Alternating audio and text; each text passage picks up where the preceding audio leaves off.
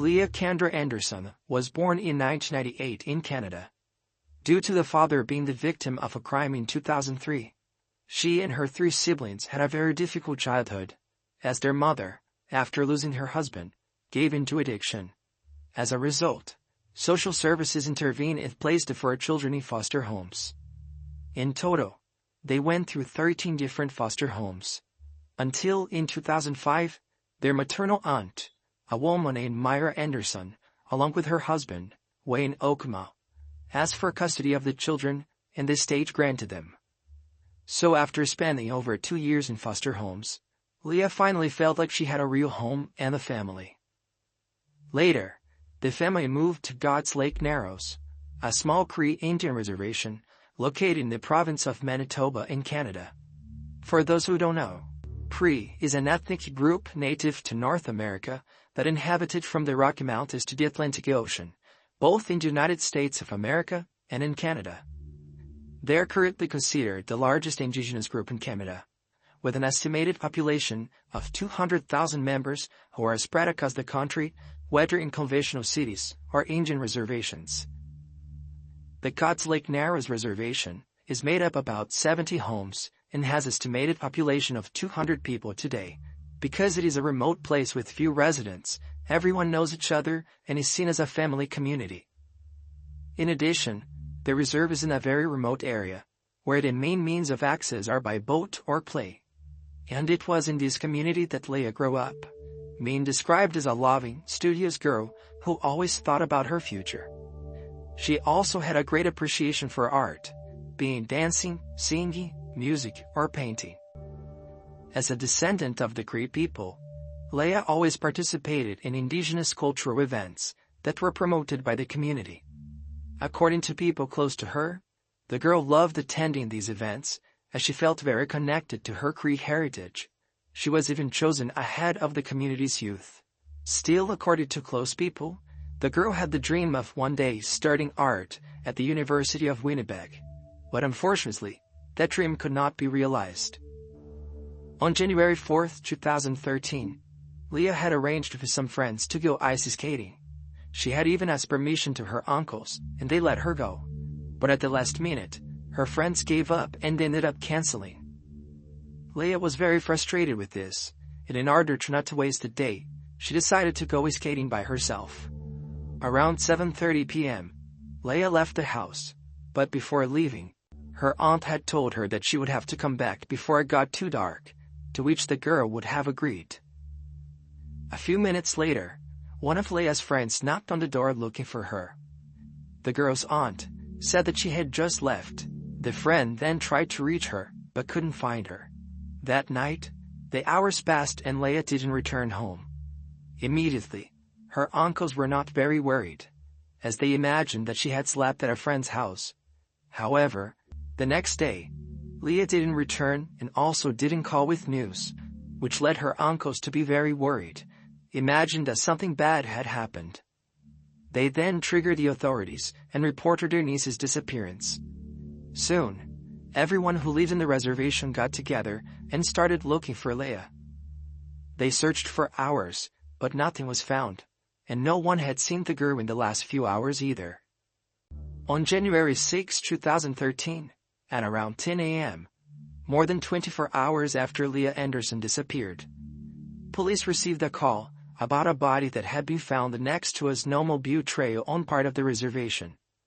Upon arriving at the scene, the police could see that the body was severely injured, which made them believe that the victim had been attacked by wolves or some other type of wild animal.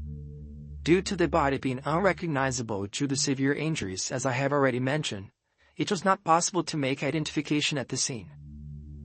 That same morning, Leah's family heard over the radio that a body had been found, but it had not yet been identified, and that it would only be possible after laboratory analysis.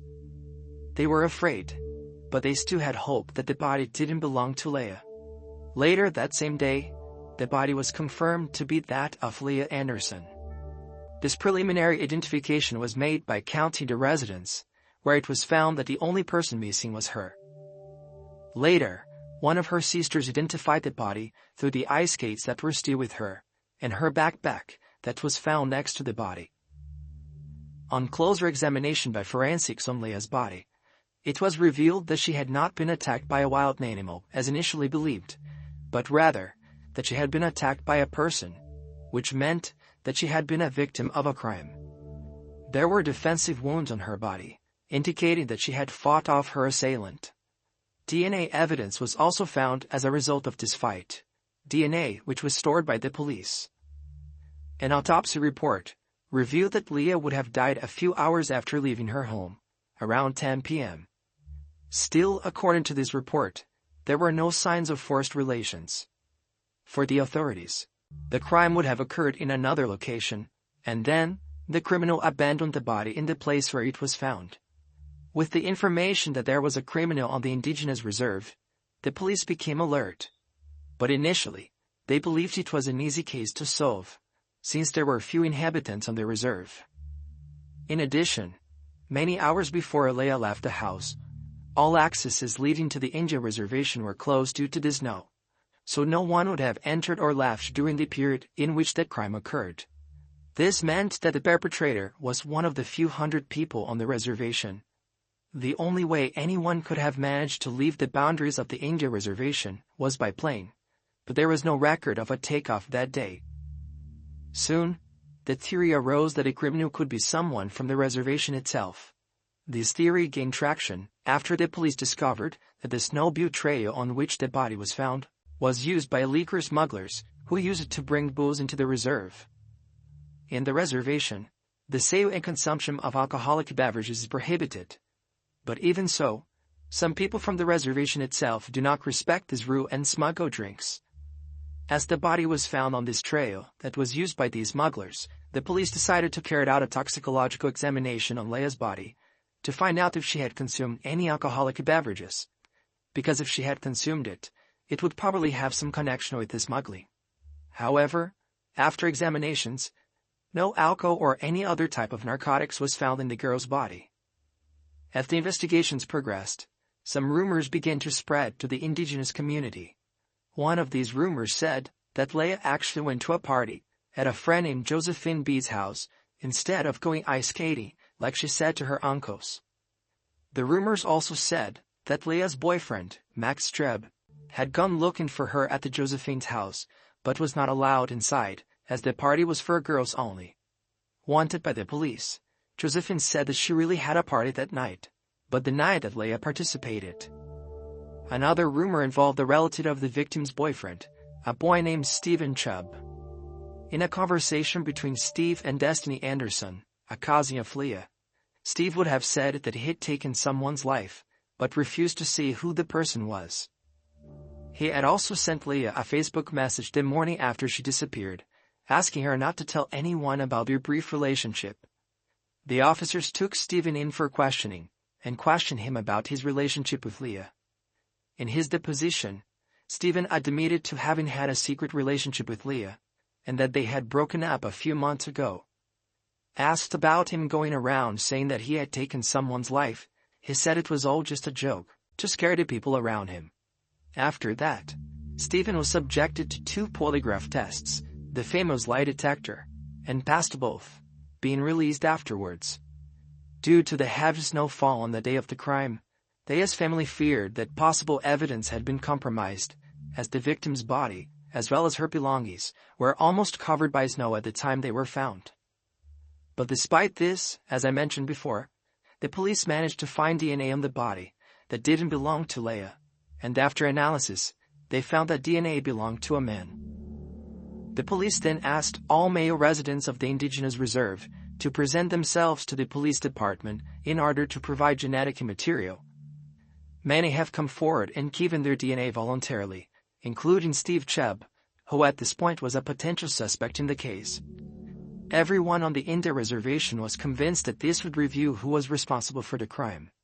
However, for some reason that I have not found any source, the police didn't review the results of this analysis to the public, and from that point on, investigations diminished. Leah's aunt was very frustrated with the officers who were investigating the case. According to her, she could only find out about the progress of the investigations when she went after them, as they did not communicate anything to her. This frustration is shared by many family members, and also by residents of the Indigenous Reserve, who are hoping for a quick outcome to the case. With the investigation slowing down, as I mentioned, the case ended up being dropped. This angered Leah's family and residents of the reserve. It seemed like such an easy case to solve, but for some reason the police just couldn't solve it. Subsequently, an $11,000 reward was offered to anyone with relevant information regarding the case, but still, nothing new emerged. In the year 2015, Leah's sister, a girl named Tiffany, and her aunt, a woman named Josie Stevenson, organized a large walk of several kilometers in order to attract attention to the case. In the same year, a group of about 40 people also held a large walk to call for more attention on cold cases of Indigenous women who are victims of crimes, which included Leah Anderson. In 2017, the police arrested a 23-year-old boy who didn't have his identity released. According to the police, this arrest was a major advance in investigations. However, this boy was released the very next day. Police officers didn't reveal why he was released, but said he would continue to be investigated because so far he was the main suspect in the crime.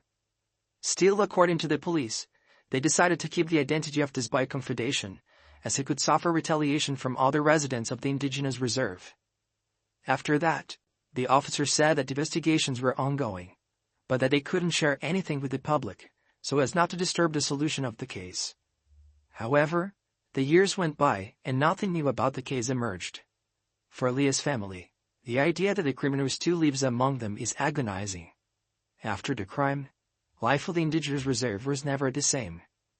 It is said that today, distrust and fear has taken over the place, and many residents have come to see their friends and neighbors with different eyes, and it's likely that this will continue until the day that the case of Leah Kendra Anderson is solved. Well guys, that's it for today. Thanks for watching until the end. Best wishes, and I'll see you next time.